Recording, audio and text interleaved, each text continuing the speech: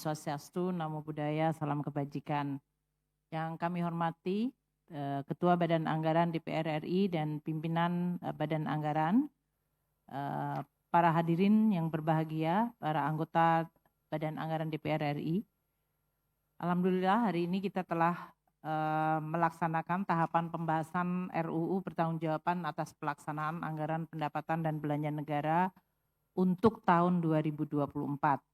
Atau kita singkat RUU P2 APBN tahun anggaran 2024.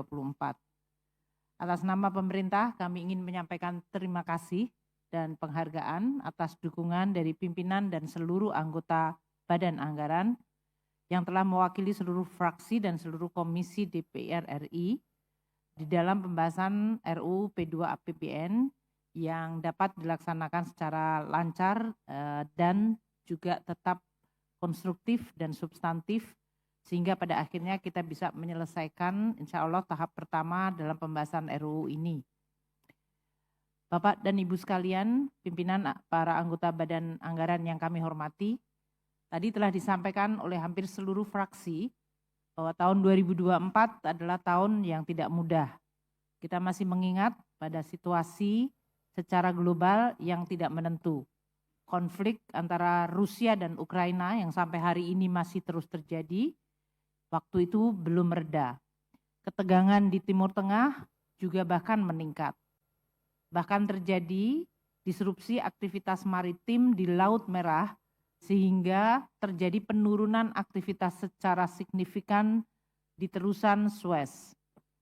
Tensi antara Tiongkok dan Taiwan yang melibatkan Amerika di dalam perang dagang juga mengalami eskalasi. Bahkan Amerika Serikat waktu itu 2024 menaikkan tarif impor terhadap produk-produk Tiongkok termasuk di dalamnya electric vehicle, baterai, dan mineral kritis. Ini sekarang masih terus terjadi.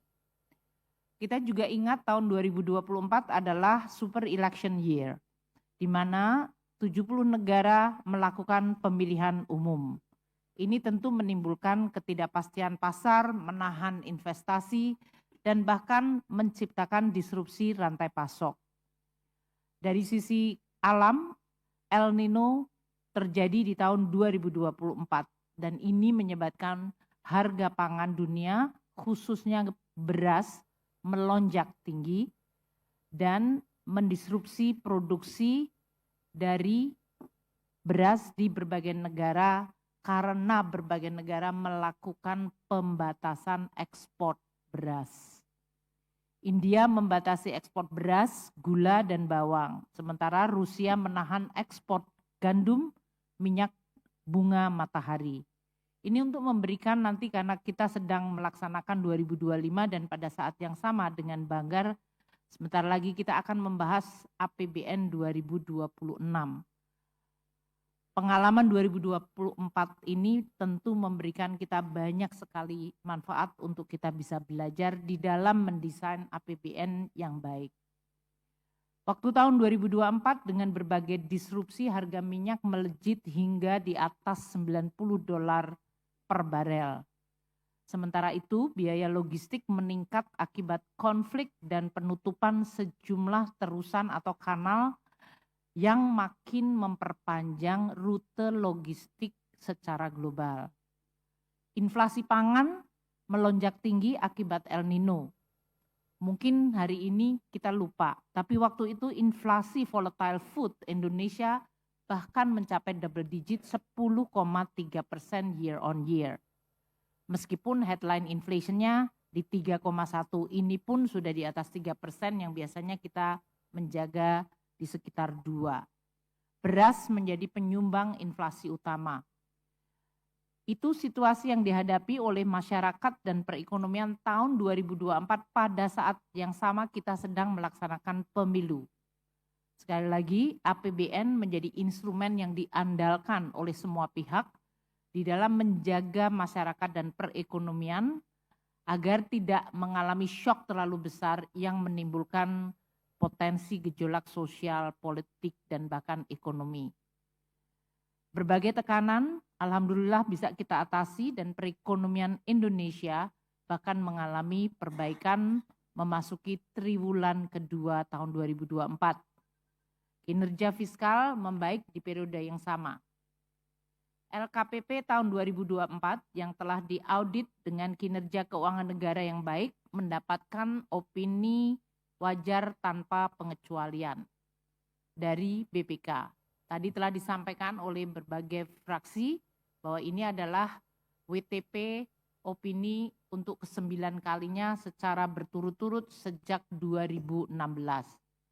Pemerintah berterima kasih dan menghargai seluruh pimpinan dan anggota DPR RI yang telah memberikan dukungan dan juga telah bekerja secara sinergis di dalam pelaksanaan kebijakan APBN 2024. Pemerintah juga mencermati seluruh rekomendasi yang tadi telah disampaikan oleh DPR RI dan juga yang disampaikan oleh BPK. Dan kami terus berkomitmen untuk menindaklanjuti berbagai langkah perbaikan yang diperlukan sesuai rekomendasi dan juga catatan yang telah disampaikan. Kami melaporkan perkembangan langkah rekomendasi dan perbaikan itu kepada DPR dan BPK sebagai bentuk akuntabilitas.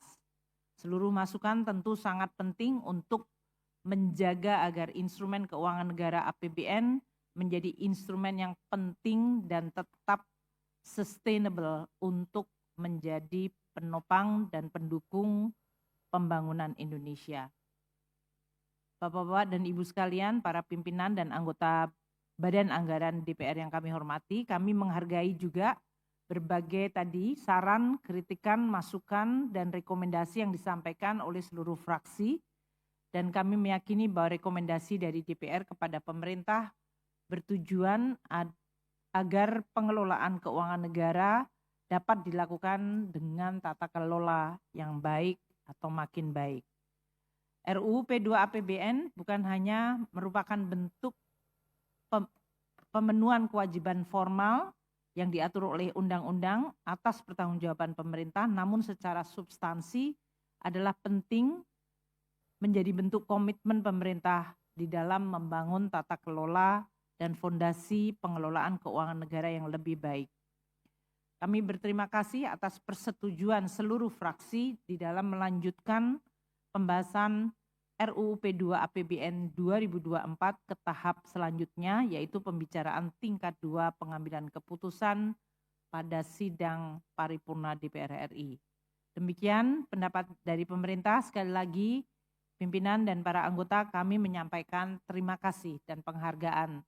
Saya secara personal waktu itu sudah menyampaikan tahun 2024 akhir dan juga 2025 untuk seluruh dukungan dari Badan Anggaran, dan kami berterima kasih atas seluruh dukungan itu untuk terus kita lanjutkan dalam menjaga Indonesia dan menjaga APBN secara baik. Terima kasih Bapak dan Ibu sekalian. Semoga Allah Subhanahu wa taala, Tuhan yang Maha Bijaksana, meridhoi seluruh langkah kita untuk menjadi negara yang tadi PKB menyampaikan di dalam sidang paripurna, Bapak Jazilul soalnya yang menulis, agar Indonesia mencapai baldatun toibatun warobun ghafur. Wallahul muwafiq ila aqwamit thoriq. Wassalamualaikum warahmatullahi wabarakatuh. Salam, Om Santi Santi Santi Om, Namo Buddhaya. Terima kasih pemerintah, dalam hal ini Ibu Menteri Keuangan. Bapak Ibu sekalian, sebagai sesi terakhir sebelum penandatanganan naskah, apakah hasil rapat kerja ini dapat disetujui dan dilanjutkan ke paripurna pengambilan keputusan tingkat 2? Di kawan-kawan sekretariat penandatanganan naskah. Dan izin Bapak Ibu sekalian, setelah penandatanganan naskah rapat kita tutup ya. Baik.